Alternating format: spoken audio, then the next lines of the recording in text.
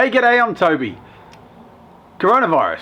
Having lots of fun with this deathly pandemic that's been going a little crazy and like knocking countries for six.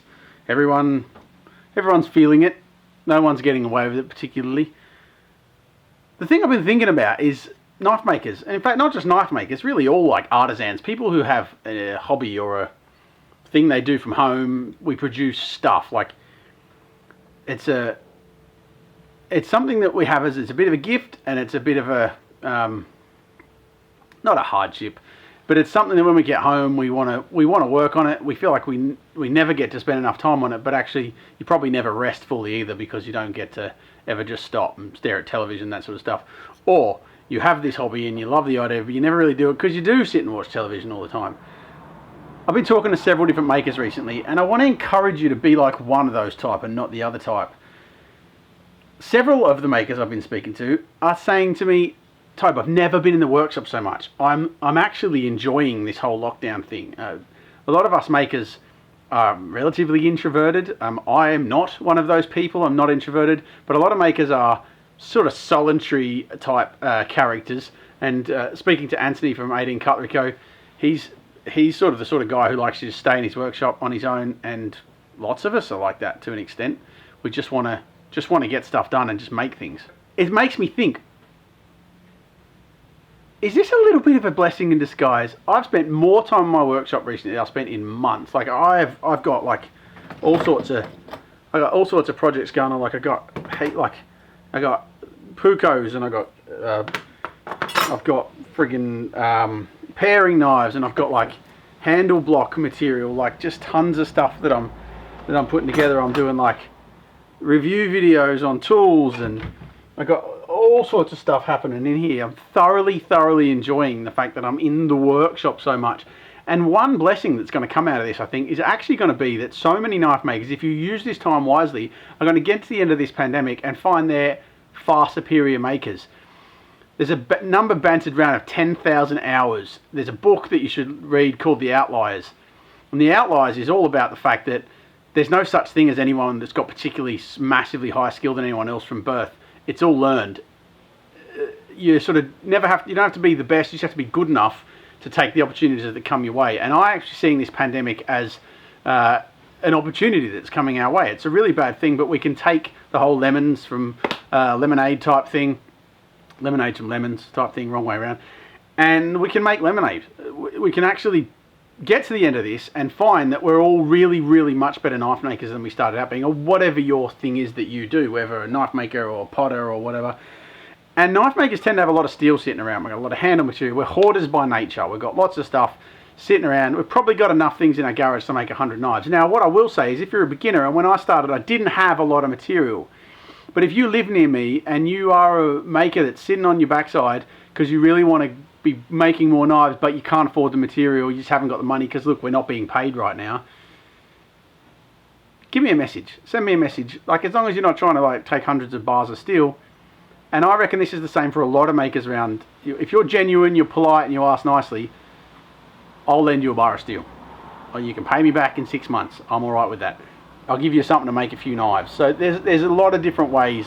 People have got sheets of steel sitting around. There's no excuse not to make things. Hell, even if you do go back to that thing we tell you never to do, and you go and get yourself some leaf springs from somewhere and some chunks of wood off an old fence, you can still be making knives that might not be the best knives you ever make, but at least it's good practice. So take the opportunity to be able to push through, take those 10,000 hours and do them all in a few months. Like, you might not get your full 10,000 hours, which none of us will, because it takes approximately 10 years worth of like 6 hours a day or whatever it is to do 10,000 hours and become really proficient in something. But if you're normally getting 1 to 2 hours a month and suddenly you get 20 to 30 hours over a few weeks, you're going to find your skill set goes through the roof. Now, I make a few knives, but I'm noticing even just the fact that I'm grinding so many of the same knife, like I'm doing a batch of paring knives right now, my grinding on each one is getting significantly better. Now, here's the thing too. Can you make money during this problem? I honestly think you can. There's always the argument about how much is too much money to charge for something, how much is not enough money to charge for something. Right now, no one's got any money. But here's the thing. People that are spending like $1,000 on a knife, generally probably aren't spending $1,000 right now, but they might well spend $200 to $300. So if you're a maker that is sitting at home anyway, and you love to make knives, and you think your knife is generally worth $600-700, or it is, what if it was 500? What if you could sell it for 500 and you were still selling the same amount of knives? You still put money in your bank account.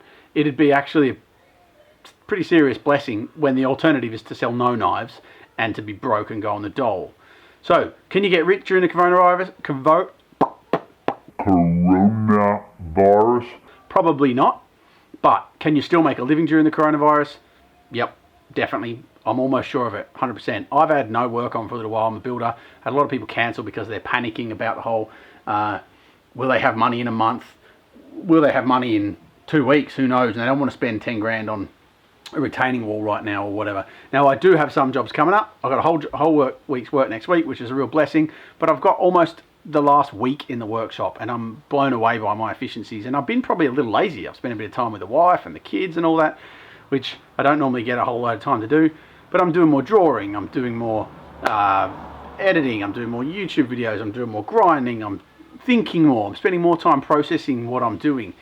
I genuinely think this could be actually a real benefit to so many makers. Dig in, get more knives made, keep practicing. Mate, if you are one of those people who can't afford steel, get some mild from somewhere. Like, I guarantee you'll find mild steel if you just look around and ask. Find stuff to grind. Practice your grinding techniques. Whatever it is, you definitely can still be, even if you're not making money, making yourself more proficient. So I challenge you all to just push on, make on. I'd like you to comment on this video below. What have your sales been like? Have you noticed a drop? Have you noticed an increase? How are things? I've spoken to some makers who are selling more now than they were selling 5 weeks ago, which is crazy. And these are people I trust implicitly, 100% telling the truth. They noticed a drop in the first couple of weeks, and they just changed the way they were doing things a little bit. Just a few tweaks on their website, pricing tweaks, efficiency tweaks, that sort of stuff, and they're really actually noticing it bumping back up again, which is an awesome thing to do. Awesome thing to be happening during this whole process. So let me know below how you've seen things change. Are you noticing it? Is it hurting? Are you sort of having to rethink the way you're doing stuff? Is this becoming a little bit of a blessing in disguise, like lots of makers have been telling me? I most certainly am loving being in the workshop. Thank you so much for watching, guys. I really appreciate it. If you're not watching listening to the podcast, I have a podcast that interviews knife makers. Really enjoying doing that. Generally about an hour and a half long. Lots of educational stuff. I am starting another podcast which is going to be coming out on Saturdays, which is the same podcast, but it's called No Show Notes. Now, no show notes means there's no show notes. So it's not an interview, it's just a chat. We're just going to like cover some cool stuff, and it's all cool makers. We're going to have lots of fun and just talk about some different stuff. And it might be shorter because it's a bit ad lib and all that sort of stuff. Let me know what you think of that when it starts coming out. It should be next Saturday. And give me a holler if you want to be on it. There's one. Doesn't matter where in the world you are. I'd love to talk to you. If you're a maker and you think you've got something interesting to say and you're a bit of a character, but if you want to be on it, please let me know. I'd love to have you on. Thank you very much, guys. Have a good Easter. Remember why we're here, and enjoy being with your families, and eat lots of chocolate. Uru.